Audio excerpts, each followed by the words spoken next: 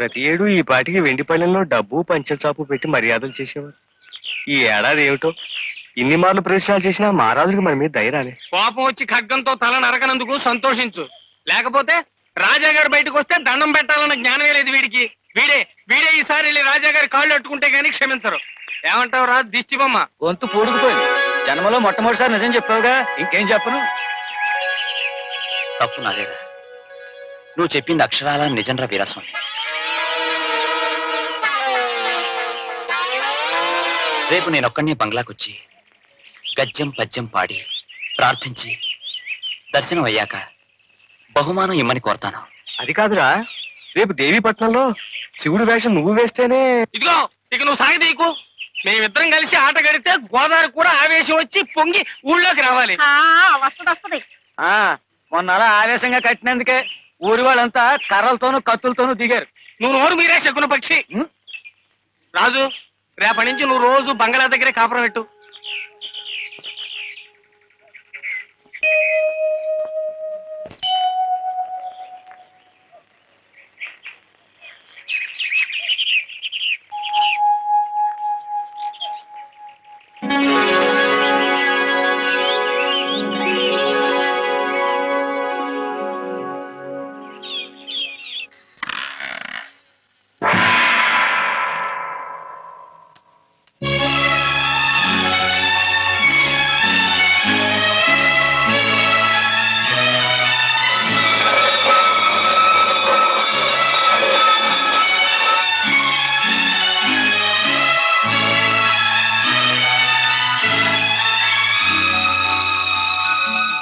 ఈ బహుమానాన్ని నేను ఊళ్ళోకి తీసుకెళ్తే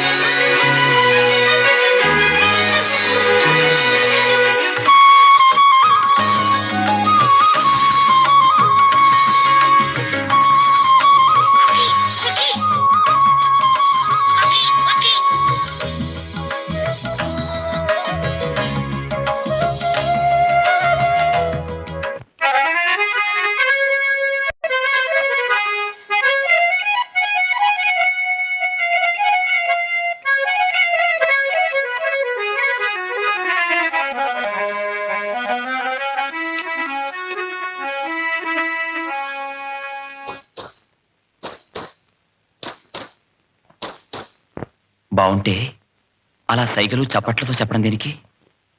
బాగుంది అనొచ్చుగా.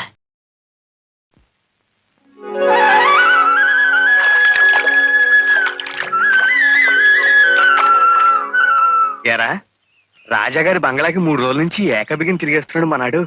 ఇవాళనా ఇచ్చుంటారంటావా బహుమానం? ఇవాళ కాకపోతే ఇంకో 2 రోజుల్లో ఇస్తారు. నువ్వేం వర్రీ అయిపోకు. అది కాదురా, రేపు శివుడు వేషం ఉందిగా. పోనీ నువ్వు బంగ్లాకెళ్ళు, వాడిని మాతో తీసుకెళ్తాం. ఆ శివుడి వేషం కోసమే కదా 3 రోజుల నుంచి మన పడవటింటి ముందు చెట్టు కొమ్మలెక్కి దూకి మరీ ప్రాక్టీస్ చేస్తున్నాను. ఇది హనుమంతుడి వేషం కాదు, నువ్వు చెట్టు కొమ్మలెక్కి దూకడానికి రారా. నిన్న కృష్ణుడి వేషం వేసి హరిశ్చంద్రుడు పద్యం పాడాడుగా, మ్మ్. రేపు శివుడు వేషం వేసి కుప్పిగంతులు వేస్తాడు. ఈడొద్దు బాబు, ఈడో నోరు మీరే గబ్బిల మొహమా.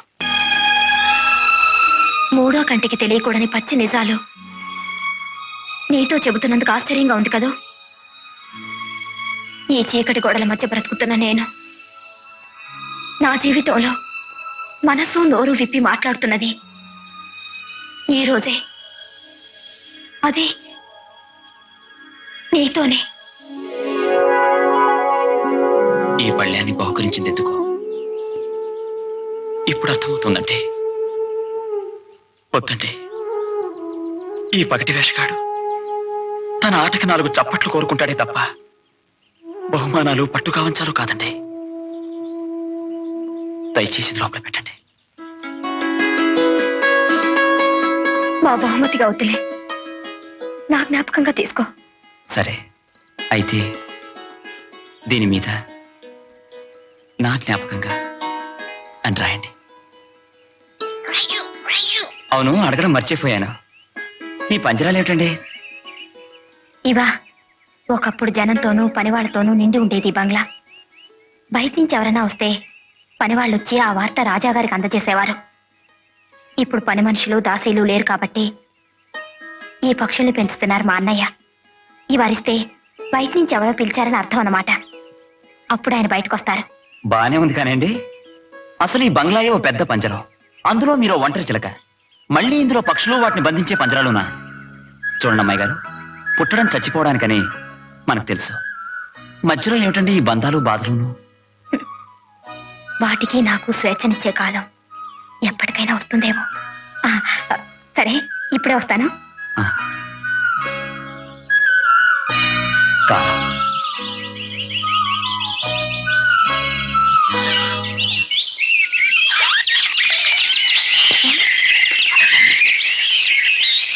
రాజు, ఆ పక్షులు ఎప్పుడు విప్పలేదు. ఈ బంగ్లాలో ఎటెగిపోతాయో ఏమో. పట్టుకో రాజు, త్వరగా పట్టుకో.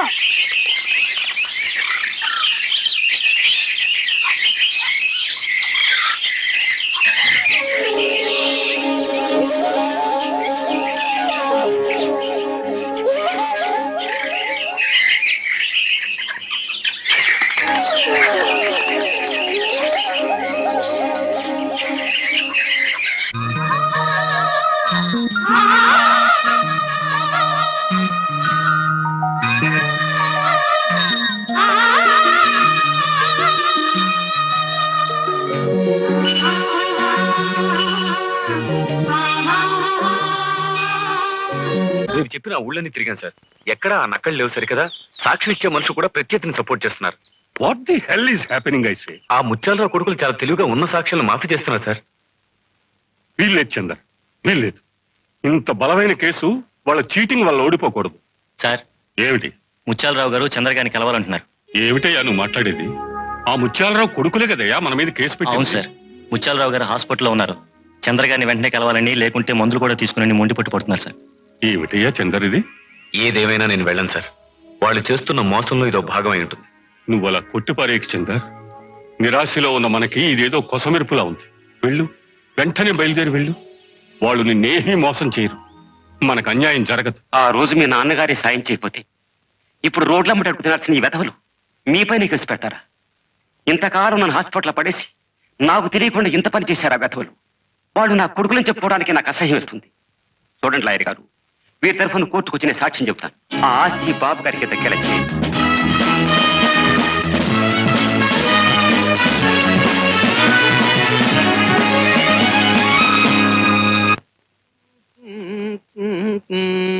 పొద్దు పెట్టావేంట్రా ఈ దుకాణం?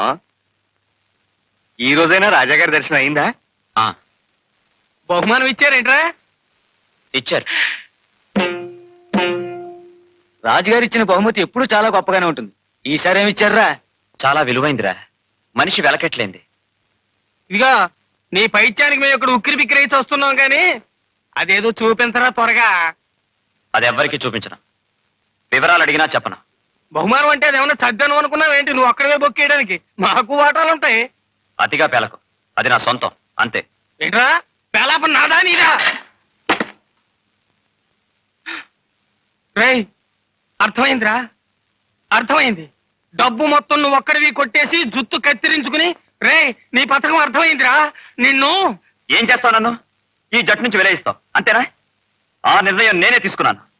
ఈ రోజు నుంచి నా కాలికి గజ్జె కట్టను. ముందు ఆ బహుమానం అక్కడ పెట్టరా. ఆ తర్వాత నువ్వు కాలికి గజ్జె కట్టకపోయినా నీ ఒంటి మీద బట్ట కట్టకపోయినా నాకే అభ్యంతరం లేదు. రేయ్ నిన్ను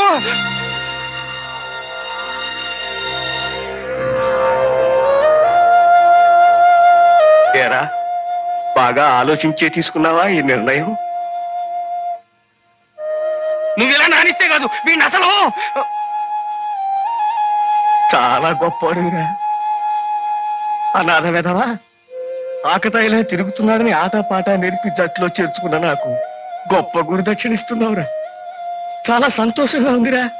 కడుపు నిండిపోయింది నీ సత్కారానికి. అందరితోనూ మా రాజుగాడికి తిక్క కోపం తప్ప మనసు మంచి గంధం లాంటిది. బ్రతుకు తెరువు బొత్తిగా తెలియని సన్నాసి మా మా పిల్లనిచ్చి వాడిని ఇంటి వాడిని చేయాలని చెప్పి సంబరపడిపోయేవాడినిరా. కానీ ఒరే నాకు ఇప్పుడు అర్థం అవుతోందిరా, నువ్వు పగటి వేషమే కాదురా, ఏ వేషమైనా బాగా రక్తి కట్టించగలవు. ఆ? వెళ్ళరా, వెళ్ళు. మమ్మల్ని అందరినీ విడిచి శాశ్వతంగా వెళ్ళిపో. రేవులో ఈ పాటికి ఆఖరిలాచి వచ్చి ఉంటుంది. బయలుదేరరా, నీ బహుమతితో బయలుదేరు. నా అని మురిసిపోవటం, అబ్బే కాదని ఆడవటం. ఈ వయసులో సరైన శిక్ష వేశావురా ముసలాడికి. వెళ్ళరా. చీకటిరా, దారిలో పురుగు పుట్లా ఉంటాయిరా.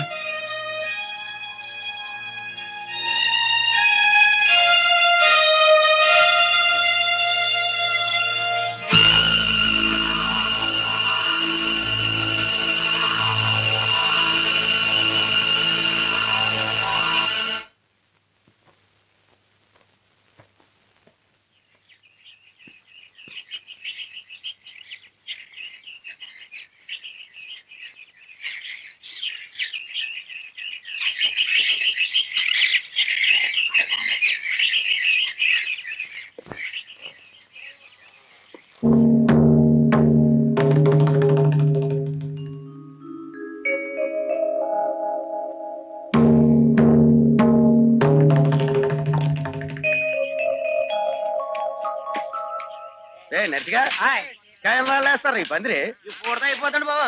కానివ్వండి కానివ్వండి. ఇప్పుడు దగ్గర ఏర్పాట్లన్నీ పూర్తి చేయించావా మున్సబు? ఆ విషయాలు మాట్లాడుతుంటేనే ఇందాక మీరు వచ్చారు. రే తొందరగా కానివ్వండి రా, రేపు రాజావారిని దర్శనానికి పిలిచాం.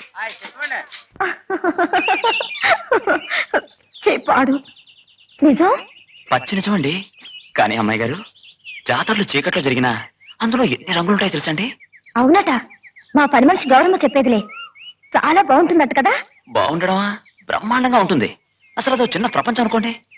పుణ్యం నీడలో పాపం, భక్తి పక్కనే శృంగారం. ఆ చీకట్లో పోటీ పడుతుంటాయండి. ముక్తి, మోక్షం, మోసం, జూదం అన్నీ కలబోసుకున్నదే జాతర. 4 గోడల మధ్య బ్రతికే మీరు ఒక్కసారి ఆ జాతరని జనాన్ని చూస్తే చాలండి. ప్రపంచం అంటే ఏమిటో రేపు నాకు చెప్పడానికి సిద్ధమవుతారు. మరి వెళ్దామా? ఒక నిజం చెప్పండి, మీ మనసులో ఇప్పుడు 2 రకాల అభిప్రాయాలకి పోటీ జరుగుతోంది, అవునా? ఆ దేవుడిచ్చిన జీవితం సుఖంగా బ్రతకడానికే కానీ మనం కల్పించుకున్న ఆచారాల చీకటి గుహల్లో ఏడుస్తూ చావడానికి కాదు. మనసుకు నచ్చిన రీతిలో, మనసు నడిపిన పద్ధతిలో అడుగు ముందుకేసి వెళ్ళడం నేరం కాదండి, పాపం అసలే కాదు. కాదంటారా? ఆలోచించండి అమ్మాయి గారు, ఆలోచించండి. ధైర్యం ధైర్యం ధైర్యం ధైర్యం ధైర్యం ధైర్యం ధైర్యం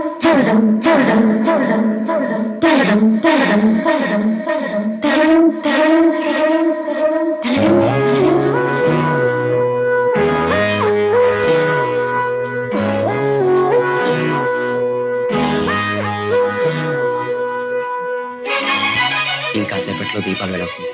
మరి బయలుదేరుతావా? మరి నన్ను ఎవరైనా చూస్తేనో? జనానికి మీరు ఈ బంగ్లాలో ఉంటారని తెలుసు, కానీ ఎలా ఉంటారో తెలియదుగా.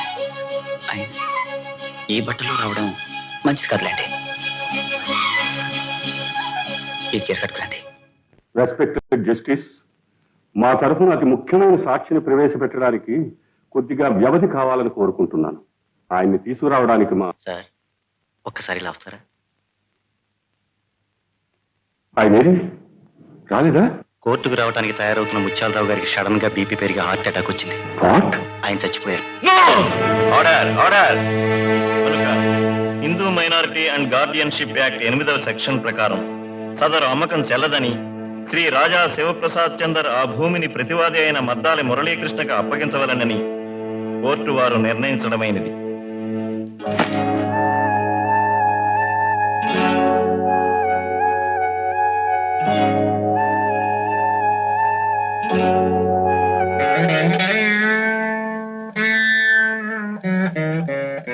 కాస్త కోటు విప్పోయా, ఊపిరేనా ఆడుతుంది.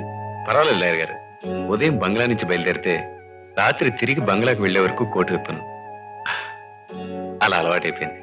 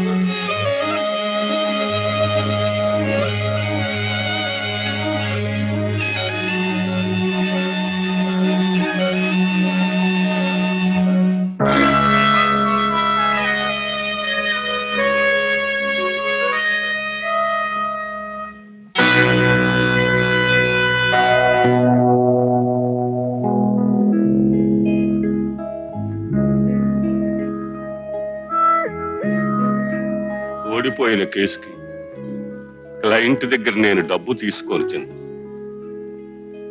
అది నా పాలసీ. ఇది నేను ఈ కేసు టేకప్ చేసిన నాడు నువ్వు ఇచ్చిన అడ్వాన్స్. తీసుకోవచ్చు. బయట వెన్నెల పుచ్చపువ్వులా కాస్తుంది. బయలుదేరండి.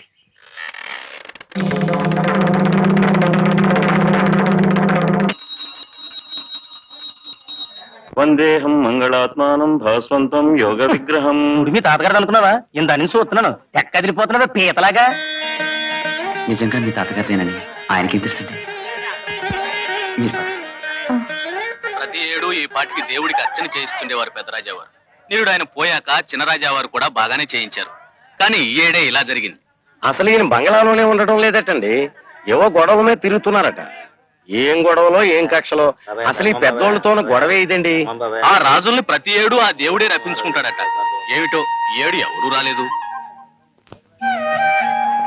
అయ్యవారు మనల్ని భార్యాభర్తలను దీవించేశారు తెలుసా అండి?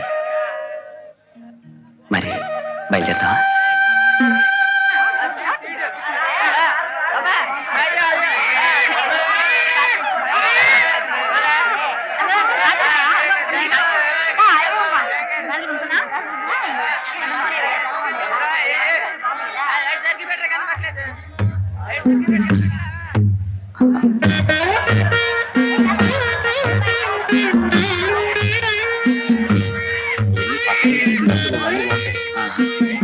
ఈ ఎర్రగడ్డ డజన్ రూపాయలండి, బాగుంటుంది టమాటా ఈ కూడా రూపాయలు అలాగే ఉంటుంది. ఈ రూపాయలండి ఏమంటారు? అది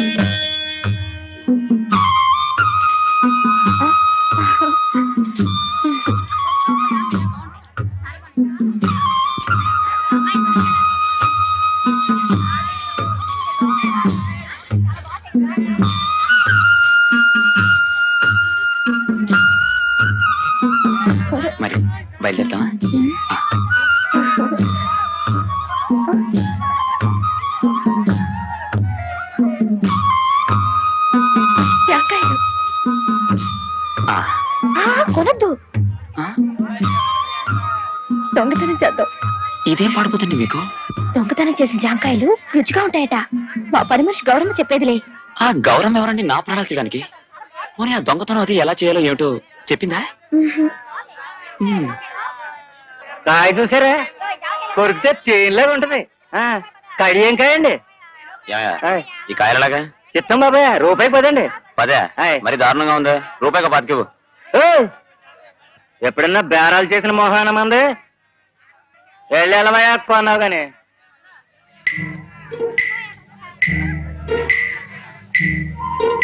తీసా ఆ దొరకాయండి. పోనీ రూపాయికో 20. బేరం నా మొఖంకే చూసి ఆడకుండా నీ కాళ్ళకే చూసి ఆడతావేంటి? చాలా అందగాడే కదా, రాత్రి ఎందుకు పగలు చూద్దామని. ఎక్కడో నువ్వు బాలేవాళ్ళు ఉన్నావు. మాట్లాడదామయ్యా సోమరాజు. నా పేరు సోమరాజు కాదు, నరసరాజు. మిమ్మల్ని ఇద్దరిని సాగుబాదేక దేవరాజు అని పేరు పెట్టుకుంటాం. బేరం పేరు చెప్పిన దొంగతనాలకు వస్తారా? రే రే ఆగే. అయ్యో, జారిపోయింది.